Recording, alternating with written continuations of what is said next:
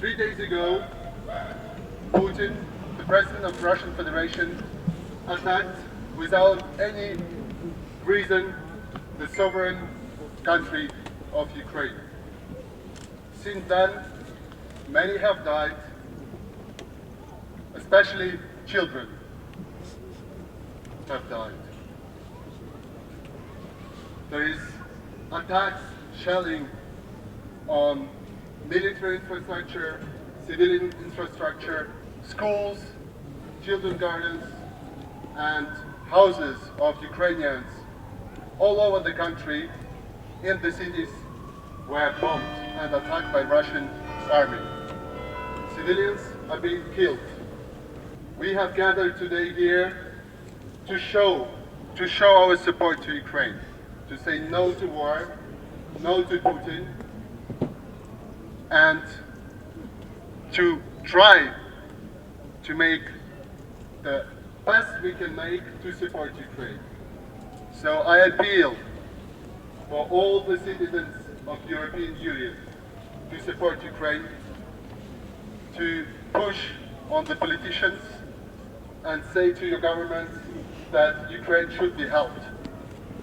Right now, in this very moment, Ukraine is still fighting. We are fighting against the second largest army in the world. And we resist, and we will resist. Yes. Close the sky! Close the sky! Close the sky! Close the sky!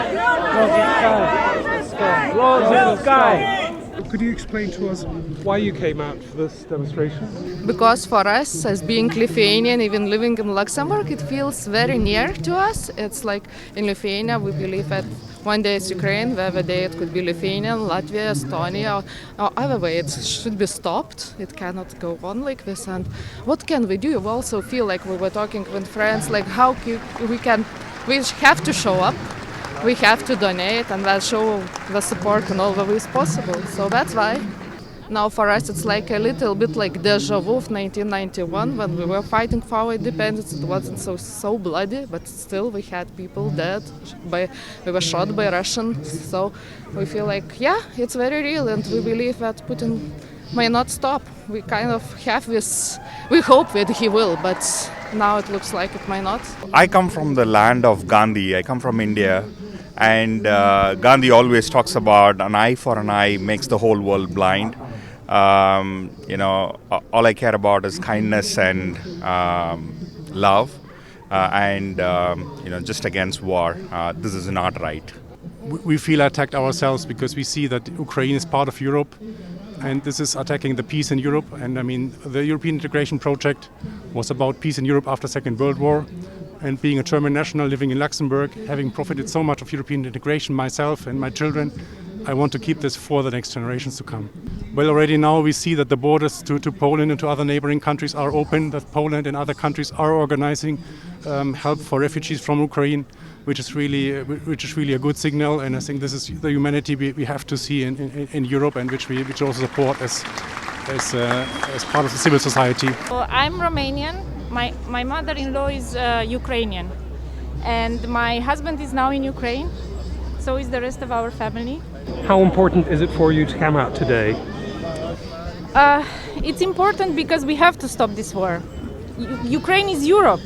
It's the middle of Europe, and we cannot let a murderer attack people in their homes with fake excuses. We have to do all is possible, even though for Europe it might mean an economical hit. We have to stop war because it will not knock on our doors, it will just bomb it. They need to protect the Ukrainian airspace. There should be no airplanes going and bombing innocent people. And there have to be ways to deliver help, humanitarian help, and also provide weapons for the Ukrainians to defend themselves. Do you think there still is a door for a diplomatic solution to this? They can try, but with Putin, only strength and determination can succeed. I have friends that live in Ukraine and I'm trying to do my best to inform the people around the world Of course, for example, in my family, we're very divided. Some family members are for Putin, and it's very sad that they're for Putin. I try to change their minds and all, but I mean, most of the time they just don't care in the first place, and they only watch like Russian media. For example, my grandmother, she only watches Russian media, so she only believes this. I don't know why is this, but that's how it is. But luckily, it's a very small minority.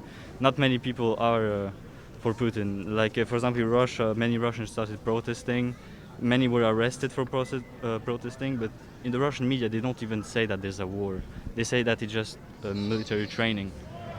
It's like if everything is normal. It's just they're ignoring everything. It's horrible. What do you expect from Europe at this stage of the invasion of this war?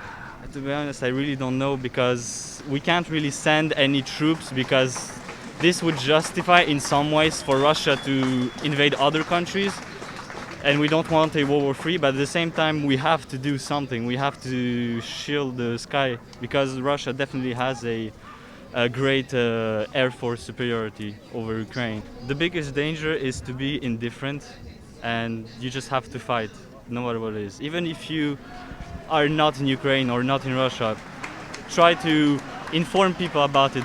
I'm Swedish Finnish, and I'm Portuguese. and we want to show that the solidarity in Luxembourg goes beyond the borders. I hope we can find a quick solution to this problem, and that war can be stopped, that we can go back to a peaceful Europe. We must remember we haven't seen a big war in Europe since the last Great War. So it was a very long period of time without any wars.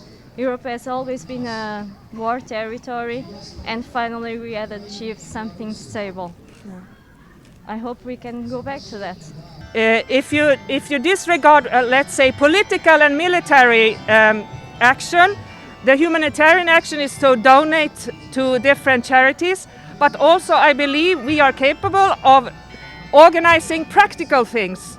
Like we don't need a charity to organize ourselves. Vehicles going down to the Polish border with help.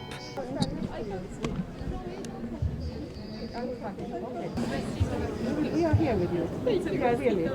I'm Helena. We are here. Thank you for all support. We are hearing you. We are with you. We are fighting for our liberty.